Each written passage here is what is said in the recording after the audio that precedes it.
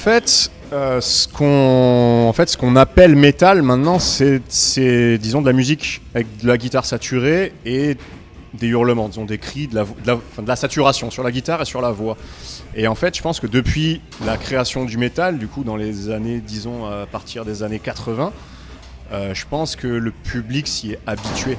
En fait, maintenant, il y a des groupes de pop avec du chant saturé, des groupes de pop avec de la guitare électrique.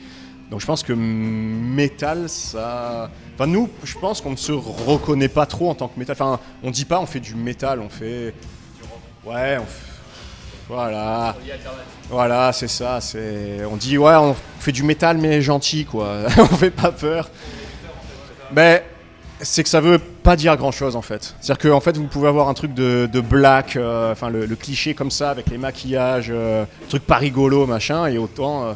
Vous avez des trucs comme Falling in Reverse, où je peux même Fall Out Boy aussi, ils ont quelques chansons avec des chants saturés.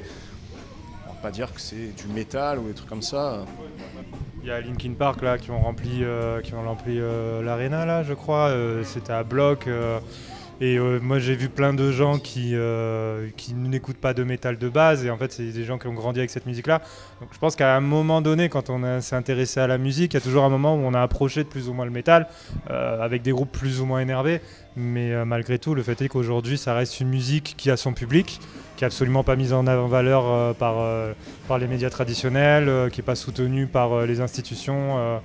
Je regardais une interview de plusieurs acteurs du milieu du métal. Ils disaient qu'un groupe de métal ne va jamais demander une subvention pour un groupe, ce qui se fait beaucoup dans les milieux, dans les autres styles, parce que c'est juste, on n'a pas grandi avec cette logique-là, avec cette culture, et il y a un peu l'esprit DIY dans le métal qu'on retrouve beaucoup. C'est de toute façon on est tout seul, on est un style que pas tout le monde écoute, donc on va le faire, on va se débrouiller par nos moyens, on va perdre de l'argent pour essayer d'en regagner un petit peu. Donc il y a une continuité de l'esprit qu'on a depuis le début, mais le fait de voir qu'au final il y a des retombées et qu'on arrive à ramener du monde, c'est cool, quoi. Franchement c'est un bonheur.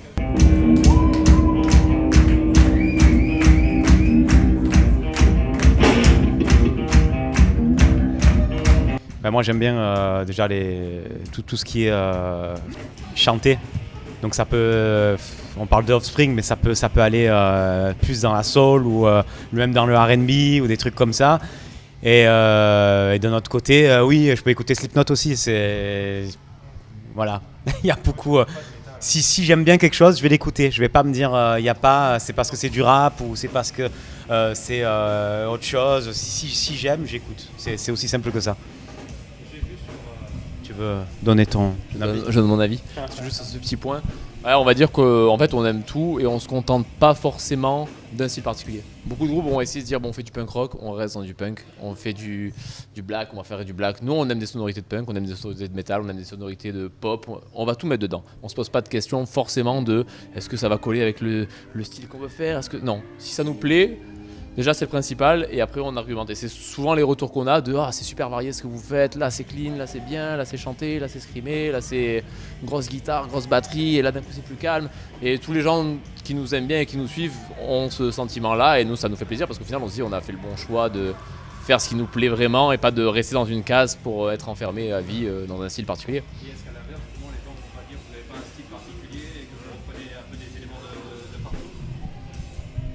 Ça, en effet, c'est un reproche qui nous a déjà été fait par des amateurs du coup d'un style unique. Par exemple, on a une étiquette aussi un peu de punk hardcore, mais en fait, comparé au style vraiment hardcore, c'est rien à voir. Du coup, des gens qui aimaient ce style-là, ils ont dit mais on comprend pas ce que vous faites, ça crie après ça chante. Et on dit mais du coup, nous, c'est ce qui nous plaît, ça plaît aussi à notre public, c'est justement qu'il y ait beaucoup de choses, et en une demi-heure de concert, il n'y a pas la même chose et même sur les albums, il y a plusieurs choses, quoi. Alors forcément, oui, il y a certaines personnes qui aiment qu'une seule chose, quand il y a autre chose, ça leur plaît pas, mais sinon, voilà, on varie beaucoup.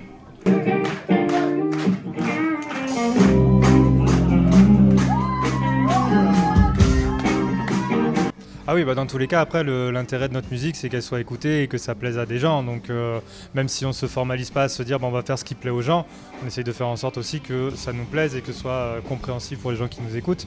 Après, on a eu de très bons retours aussi. Même nous, on a préféré le deuxième EP au premier, qui à la base était un seul album. Mais il y a une séparation pour des raisons logistiques d'un album de 17 morceaux. Aujourd'hui, plus personne n'écoute. Donc, 15 ou 17. Voilà, donc... Du coup, il y a eu cette logique-là et au final, c'est vrai que nous, en l'écoutant par rapport au découpage qui a été fait, on trouve le second plus varié et c'est ce qui fait qu'aujourd'hui, on a l'impression... Enfin, moi, je sais que je m'ennuie pas quand j'écoute ce qu'on fait ou quand j'écoute des groupes qui vont avoir un petit peu cet esprit comme nous de proposer des univers différents dans divers morceaux. C'est que des fois, moi, je sais que je fais partie de ces métalleux qui écoutent très peu de métal en fait. Donc, parce que souvent, un album, entre le premier et le dernier morceau, c'est à peu près la même chose qui va permettre de sortir un peu le truc, c'est le refrain qu'il va y avoir. Mais on essaye d'incorporer aussi ça là-dedans, de se dire on fait des morceaux qui sont agréables pour ce qu'ils sont et pas forcément dans l'ensemble de l'album qui va être produit. C'est l'idée de cohérence dans un album, on n'y est pas trop encore. Mais je trouve qu'on a trouvé, enfin, d'un morceau à l'autre, mais je trouve qu'on a trouvé notre patte et au final, si les gens s'y plaisent, c'est que des bénéfices, quoi. Ah franchement, moi je me vois pas arrêter du tout, donc c'est...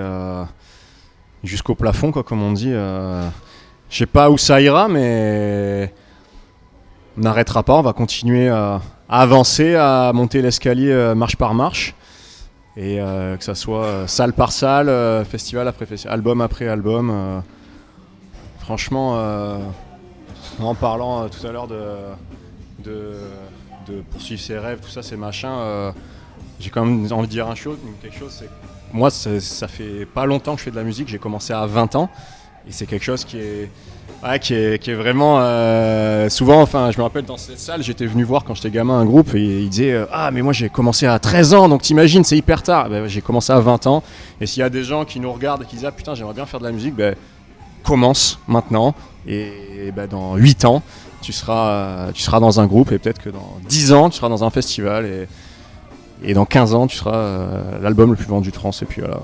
Et on verra bien. Et si ça marche pas, on s'en fout quand même parce que, comme je disais, je parlais des marches après les marches. Et on profite de chaque marche. Et puis voilà. Salon, est-ce que ça va ce soir? Je voudrais savoir quand ça nous fait putain de plaisir que vous soyez aussi nombreux. Faites du bruit pour vous, s'il vous plaît. Merci d'être venus.